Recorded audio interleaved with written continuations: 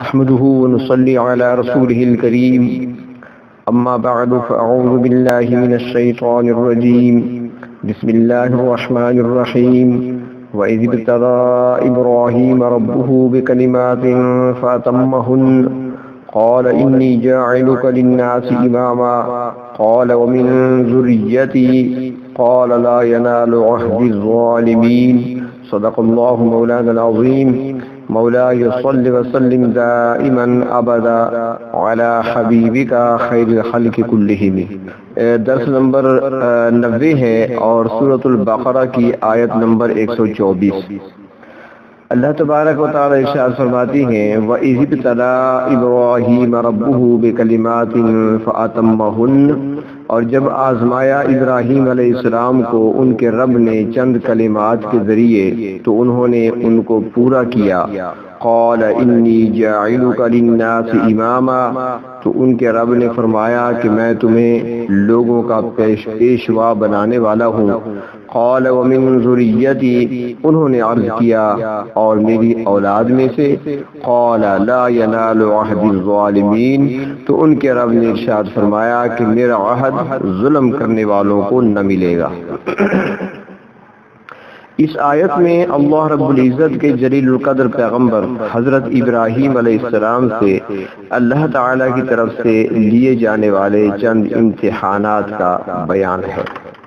محققین کے شمار کے مطابق حضرت ابراہیم علیہ السلام کا نام مبارک قرآن مقدس میں 69 مرتبہ آیا ہے۔ عربی زبان میں ابراہیم کے معنی اب الرحیم یعنی مہربان باپ کے آتے ہیں۔ حضرت ابراہیم علیہ السلام کی شفقت بچوں کے ساتھ مسلم و معروف ہے۔ حدیث نبوی میں ہے کہ مسلمانوں کے چھوٹے بچوں کے انتقال کے بعد قیامت تک ان کی کفالت و تربیت حضرت ابراہیم علیہ السلام کے ذمہ ہے۔ تفسیر ماجدی جلد اول۔ قرآن مقدس کی تصریح کے مطابق ابراہیم علیہ السلام کے والد کا نام آزر تھا، جو بت پرست، بت تراش اور بت فروش تھا۔ حضرت ابراہیم علیہ السلام کی پیدائش ملک عراق کی ہے اور موجودہ بغداد سے تقریباً 60-70 کلومیٹر کے فاصلے پر اس زمانے کا ایک بہت بڑا متمدن شہر آباد تھا جسے بابل کہا جاتا تھا، اور وہ اس زمانے میں دارالخلافہ تھا۔ تو حضرت ابراہیم علیہ السلام کی پیدائش بابل شہر کی ہے، لیکن اب وہ شہر باقی نہیں رہا۔ زمانے کے عروج زوال اور حوادث نے اسے کھنڈرات میں بدل دیا۔ اب اس کے کھنڈرات باقی ہیں اور اس میں سے چیزیں نکال کر عجائب گھروں کی زینت بن رہی ہیں۔ تو حضرت ابراہیم علیہ السلام کا لقب خلیل اللہ یعنی اللہ کا مخلص دوست۔ ابراہیم علیہ السلام جلیل القدر نبی ہیں۔ ان کے ایک بیٹے کا نام حضرت اسحاق ہے اور دوسرے بیٹے کا نام اسماعیل ہے علیہ السلام، اور ہمارے پیغمبر حضرت محمد صلی اللہ علیہ وسلم حضرت اسماعیل علیہ السلام کی اولاد میں سے ہیں۔ تو یہاں پر کچھ امتحانات کا ذکر ہے کہ اللہ رب العزت نے حضرت ابراہیم علیہ السلام سے چند امتحانات لیے۔ اب یہاں پر ایک سوال پیدا ہوتا ہے کہ امتحان تو وہ لیتا ہے جسے کسی کی قابلیت اور اس کی اہلیت کا علم نہ ہو، اور اللہ رب العزت تو علیم کل ہے، تو اس کے امتحان لینے کا کیا مطلب؟ تو اس کے دو جواب ہو سکتے ہیں۔ پہلا جواب تو یہ ہے کہ امتحان لینے کی دو صورتیں ہوتی ہیں۔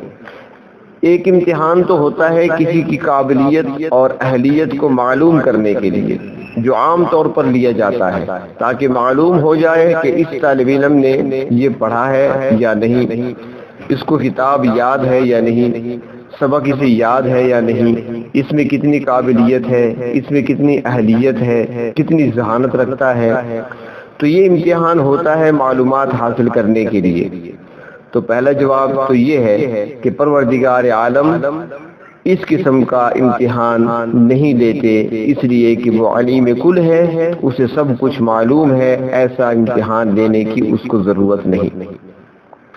دوسرا مقصد امتحان کا یہ ہے کہ امتحان لینے والے کو تو اس کی قابلیت، اس کی اہلیت کا علم ہوتا ہے، مگر دوسرے لوگ اس سے ناواقف ہوتے ہیں، لہذا امتحان کی ضرورت محسوس ہوتی ہے کہ تاکہ دوسروں پر اس کی خوبیاں اور اس کے کمالات واضح کر دیے جائیں کہ اس میں کیا کیا خوبیاں ہیں، کیا کیا کمالات ہیں۔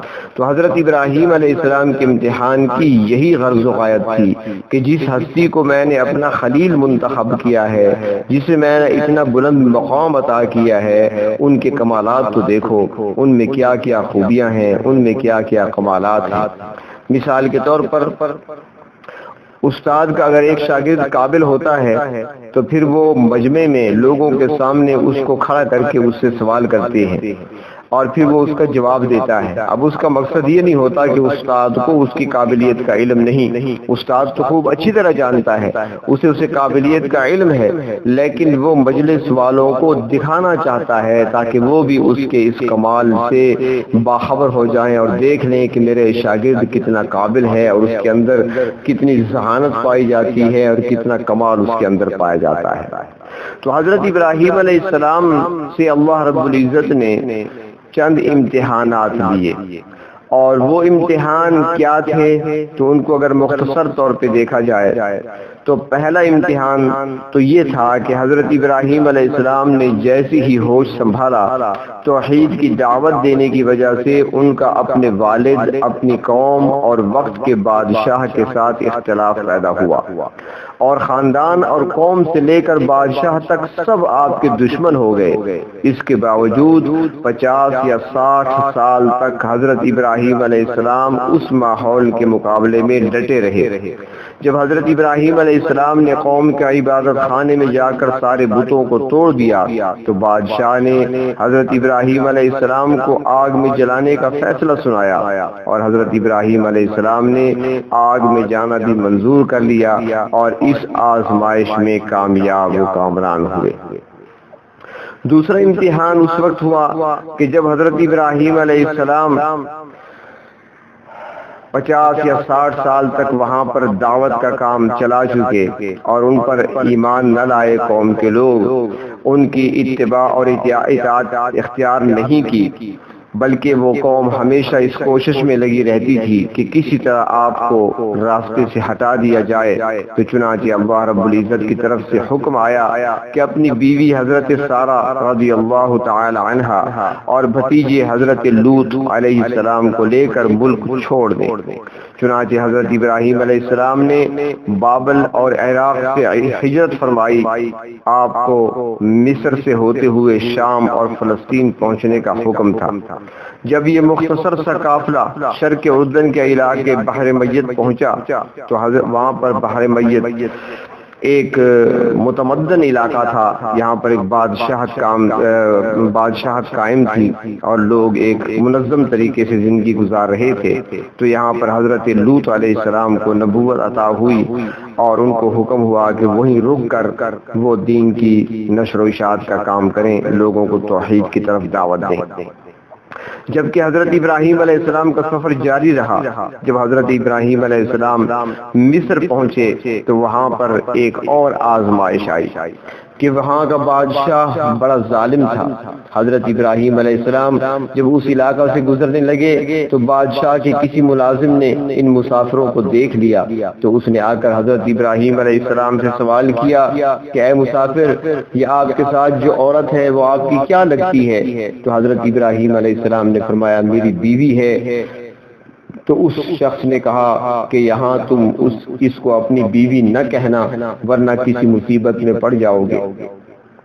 چنانچہ حضرت ابراہیم علیہ السلام نے حضرت سارہ سے فرمایا کہ بادشاہ اگر تمہیں بلا کر پوچھے تو یہ نہ کہنا کہ میں بیوی ہوں، بلکہ یہ کہنا کہ میں بہن ہوں، اور میں بھی کہوں گا کہ یہ میری بہن ہے، اور ساتھ یہ فرمایا کہ تو چونکہ اللہ کے دین میں میری بہن ہے۔ تو حضرت ابراہیم علیہ السلام نے حضرت سارہ کو سارا سمجھا دیا. تو جب بادشاہ کی نظر پڑی اور بادشاہ نے ان کو بلایا پکڑا تو پوچھا گیا، حضرت ابراہیم علیہ السلام سے پوچھا گیا کون ہے؟ تو فرمایا میری بہن ہے. پھر اس بادشاہ نے غلط ارادہ کیا تو گھٹنوں تک زمین میں دھنس گیا، پھر منت سماجت کرنے لگا اور غلط ارادے سے توبہ کی تو اللہ تعالیٰ نے زمین سے نکالا. مجبور ہو کر اس نے ایک لونڈی حضرت حاجرہ جن کا نام تھا وہ حضرت سارہ کو دے دی اور اپنی جان چھڑائی. حضرت ابراہیم علیہ السلام جب وہاں سے واپس ہوئے تو حضرت سارہ نے وہ جو ان کو ملی تھی بادشاہ مصر کی طرف سے حاجرہ نامی لونڈی، تو انہوں نے اپنے شوہر حضرت ابراہیم علیہ السلام کو دے دی اور حضرت ابراہیم علیہ السلام نے ان سے نکاح کر لیا اور انہی کے بطن سے حضرت اسماعیل علیہ السلام پیدا ہوئے. اس کے بعد ایک اور امتحان شروع ہوا کہ حضرت حاجرہ کے بطن سے حضرت اسماعیل علیہ السلام پیدا ہوئے جبکہ فلسطین میں ان کا قیام تھا. تو حضرت اسماعیل علیہ السلام جب پیدا ہوئے تو دودھ پینے کی عمر تھی کہ اللہ تعالیٰ کا حکم آ گیا کہ ابراہیم اپنے بیوی بچے کو لے کر عرب کے دور دراز ویرانے بواد غیر ذی زرع، ایسی وادی جہاں کوئی کاشت نہیں ہوتی، وہاں چھوڑاؤ. چنانچہ حضرت ابراہیم علیہ السلام نے اللہ رب العزت کے حکم پر لبیک کہتے ہوئے بیوی بچے کو مکہ مکرمہ میں چھوڑا. ان کے پاس تھوڑے سے پانی اور چند کھجوروں کے علاوہ کچھ نہیں تھا. یہ علاقہ بھی ایسا تھا کہ جہاں اس وقت آدم تھا نہ آدم زاد، کھانا تھا نہ پانی اور نہ زندہ رہنے کا کوئی سامان. اور پھر ایک اور آزمائش اس وقت آئی جب حضرت ابراہیم علیہ السلام ابھی لڑکپن کی عمر میں تھے کہ اللہ رب العزت کی طرف سے حکم آ گیا ابراہیم اپنے لخت جگر کو میرے راستے میں قربان کر دیجئے. تو حضرت ابراہیم علیہ السلام نے اللہ تعالیٰ کے حکم کی اطاعت میں اپنے چہیتے بیٹے کی گردن پر چھری چلا دی. اللہ تعالیٰ ارشاد فرماتے ہیں کہ ہم نے ابراہیم علیہ السلام کو ان امتحانات کے ذریعے آزمایا اور آپ ان میں پورے اترے، پورے کامیاب قرار پائے. البتہ یہاں پر ان باتوں کی تفصیل بیان نہیں فرمائی کہ وہ کون کون سے امتحانات تھے اور کب لیے گئے اور ان میں کیا کیا چیزیں شامل تھیں، یہاں پر تفصیل نہیں بیان کی گئی.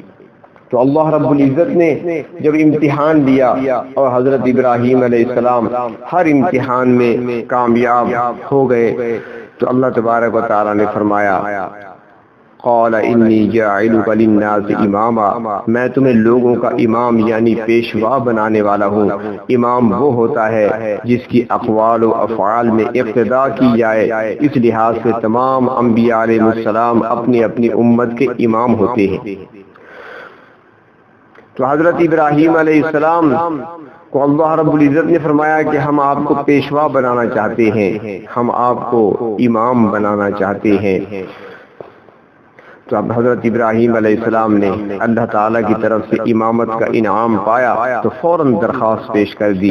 قال ومن ذریتی، عرض کیا میرے پروردگار جس طرح تو نے مجھے منصب امامت سے نوازا ہے کیا یہ سلسلہ میری اولاد میں بھی جاری رہے گا؟ کیا میری اولاد بھی اس عہدہ جلیلہ پر فائز ہوگی؟ تو اللہ رب العزت نے جواب دیا منصب امامت صرف اہل ایمان کے لیے ہے. قال لا ینال عہد الظالمین، تو فرمایا کہ یہ وعدہ ظالموں کو نہیں پہنچے گا کیونکہ ظالم اس قابل نہیں ہوتا کہ اس کو منصب امامت عطا کیا جائے. منصب امامت کے لیے ضروری ہے کہ وہ ظالم نہ ہو بلکہ عادل ہو. تو اللہ تبارک و تعالیٰ نے اس آخری حصے میں ایک ضابطہ بیان کر دیا کہ اولاد کے حق میں حضرت ابراہیم علیہ السلام کی دعا مشروط طور پر منظور کر لی گئی اور منصب امامت کے لیے اللہ رب العزت نے نیکی، پرہیزگاری اور اچھے اعمال کی شرط رکھی ہے. لہذا آپ کی اولاد میں سے جن لوگوں میں یہ شرطیں پائی جائیں گی وہ ظالم، یہ شرطیں نہیں پائی جائیں گی وہ ظالم ہوں گے اور انہیں یہ اعزاز نہیں ملے گا، یعنی وہ اس عظیم منصب سے محروم رہیں گے کیونکہ اعتبار نسب اور نسبتوں کا نہیں بلکہ اعتبار عمل کا ہے. اور اس آیت سے یہ بھی معلوم ہوا کہ نبوت کے علاوہ بھی لوگوں کی پیشوائی امامت کے اہل وہی لوگ ہیں جو عدل و انصاف کرنے والے اور متقی ہوں۔ اگر کوئی ان صفات سے خالی ہے اور گناہ، کفر اور برے اعمال کرتا ہے تو اسے امامت اور حکومت کرنے کا کوئی حق حاصل نہیں ہے۔ تو یہاں پر اللہ رب العزت نے امامت کا تذکرہ فرمایا، تو اب امام کے لیے تو مسجد کا ہونا ضروری ہے، امام ہوگا تو مسجد بھی ہوگی۔ تو اب امام تو بن گئے حضرت ابراہیم، مسجد کہاں ہے؟ تو اگلی آیت میں مسجد کا بھی ذکر ہے۔ اللہ رب العزت ہمیں قرآن حکیم کو سمجھنے اور اس پر عمل کرنے کی توفیق نصیب فرمائے۔ وآخر دعوانا ان الحمد للہ رب العالمین۔